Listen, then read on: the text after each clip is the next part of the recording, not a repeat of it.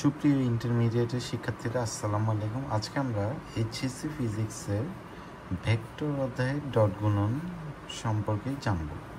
দেখো, ডট গুণন কি?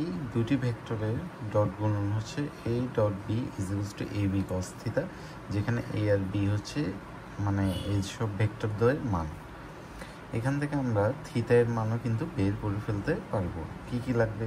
ওদের ডট গুণফল এবং ওদের মানের গুণফল। ঠিক আছে, এখন দেখো ডট গুণফলের আরেকটা সূত্র আছে, সেটা হচ্ছে A dot B equals to A x B x, অর্থাৎ আই ক্যাপেরগুলো একসাথে গুণ হবে, জে ক্যাপেরগুলো একসাথে গুণ হবে এবং কে ক্যাপেরগুলো একসাথে গুণ হবে। এই দেখো, ঠিক আছে, আমরা ভেক্টরগুলোকে কি এভাবে লিখি না?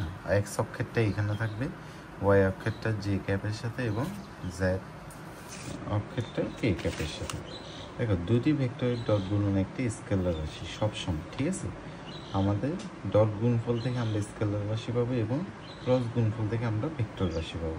আচ্ছা, যেহেতু এটা ইকুয়ালস টু এটা, তাহলে আমার থিটা ইকুয়ালস টু 90 ডিগ্রি হলে তখন কি হবে? এই ডট বি ইকুয়ালস টু 0 হবে, অর্থাৎ দুটি ভেক্টর লম্ব হলে তাদের ডট গুণফল হচ্ছে 0। এটা 3 স্টার।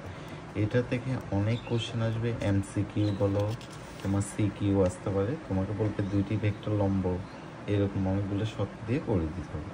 এখন দেখো, ধরো দুইটা ভেক্টর দেওয়া আছে, বললো থিটা ইকুয়ালস টু কি বা ওদের ডট গুণফল ইকুয়ালস টু কি।